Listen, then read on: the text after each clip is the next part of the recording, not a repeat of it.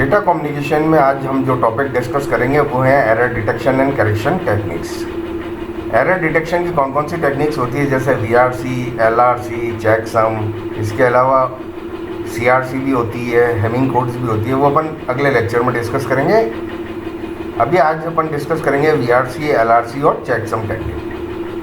Error detection जो methods होते हैं ये मैंने बताया, VRC method, LRC method, CRC method, checksum method, Hamming code भी आते हैं।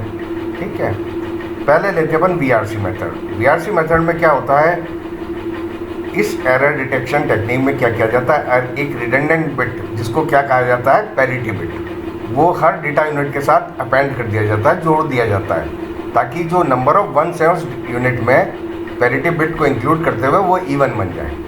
ठीक है, जैसे अपना ये इवन पैरिटी जनरेटर है, अपना ओरिजिनल डेटा है 11000001, इसमें नंबर ऑफ वंस क्या है, ऑड है।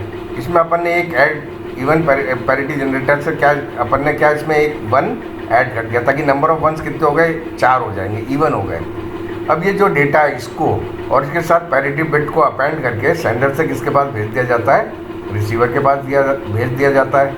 रिसीवर के पास क्या है, चेकिंग फंक्शन को यूज़ करके वो चेक करता है कि नंबर ऑफ वंस इसमें इवन है कि नहीं है।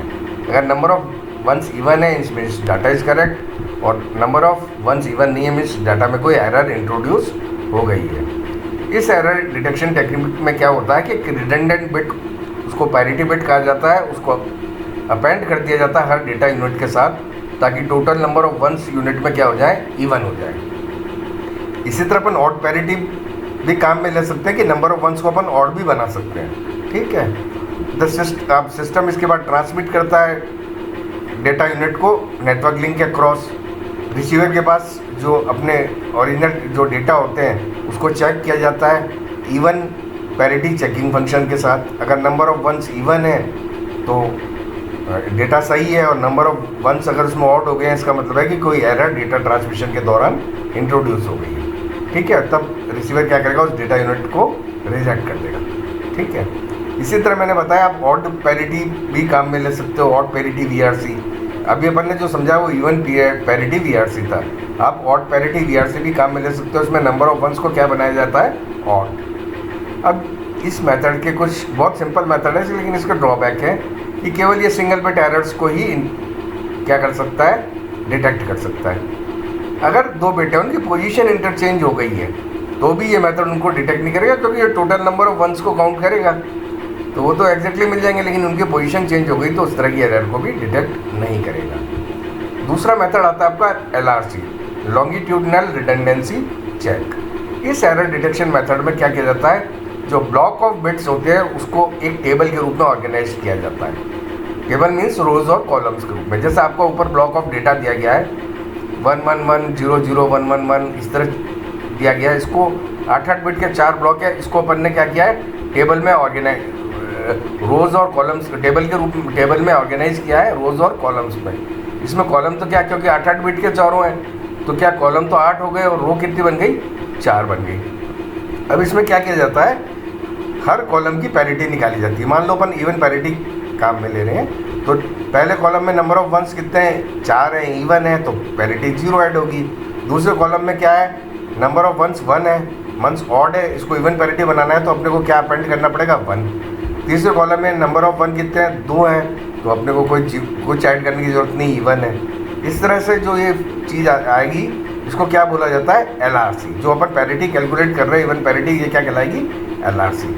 अब अपन क्या करेंगे, जो अपना ओरिजिनल डेटा स्ट्रीम है 32 बिट का, उसके साथ ये अपन ने 8 बिट का LRC कैलकुलेट किया है, इसको सेंडर से किसके पास भेज देंगे, रिसीवर के पास भेज दिया जाएगा।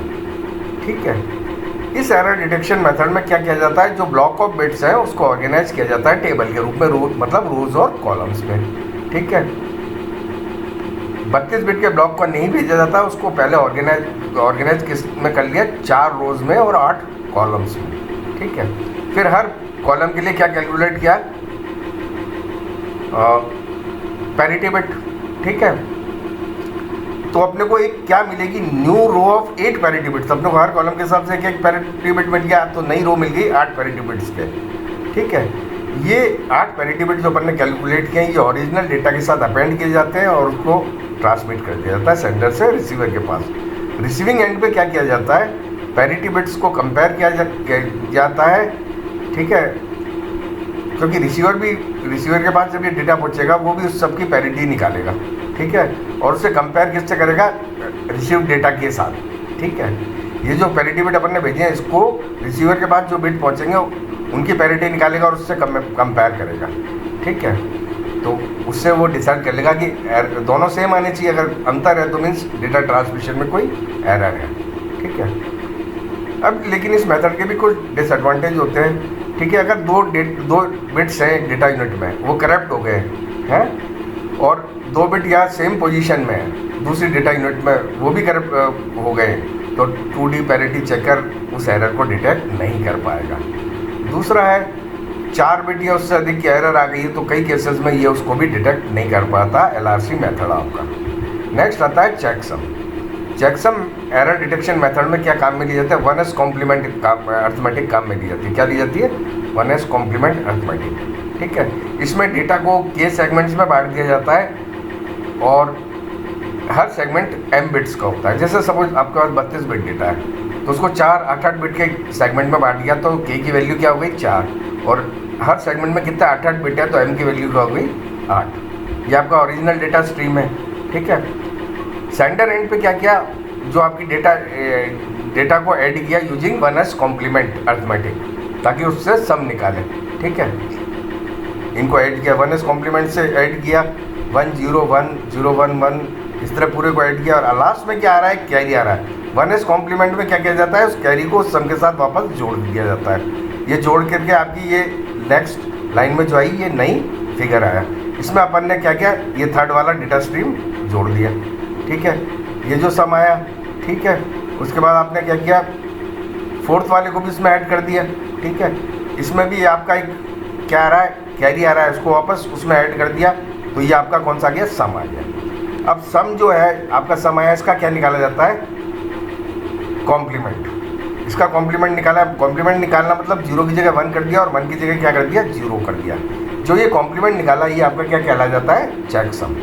अब चेक इस ओरिजिनल डेटा स्ट्रीम के साथ चेक सम को भी क्या कर दिया जाता है, सेंडर से रिसीवर के पास भेज दिया जाता है। अब जो रिसीवर पे जो सारे सेगमेंट्स उससे रिसीव होते हैं उसको वो किससे ऐड करेगा, 1s कॉम्प्लीमेंट अर्थमेटिक से करेगा और उसका क्या सम निकालेगा, और सम निकालने के बाद उस सम का क्या निकालेगा, कॉम्प्लीमेंट। अगर रिजल्ट 0 आता है तो रिसीव डाटा क्या है, करेक्ट है और उसे एक्सेप्ट कर लिया जाएगा, अदरवाइज डिस्कार्ड कर दिया जाएगा। देखो ये सेंडर से रिसीवर के पास आया, इन दोनों शुरू के 2 डेटा को ऐड किया 1s कॉम्प्लीमेंट अर्थमेटिक यूज़ करके, सम आया।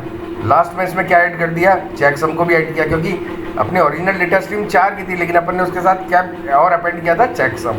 इन 5 को ऐड कर दिया, सम आखिरी में क्या आना चाहिए, 1 1 1 1 1 1 1 1। फिर उसका कॉम्प्लीमेंट निकालेंगे तो क्या आएंगे, 0 0 0। अगर सारे 0 0 आ रहे हैं, कॉम्प्लीमेंट सबका 0 0 0 आ रहा है तो उसको एक्सेप्ट किया जाएगा, अदरवाइज उससे रिजेक्ट किया जाएगा। थैंक्स।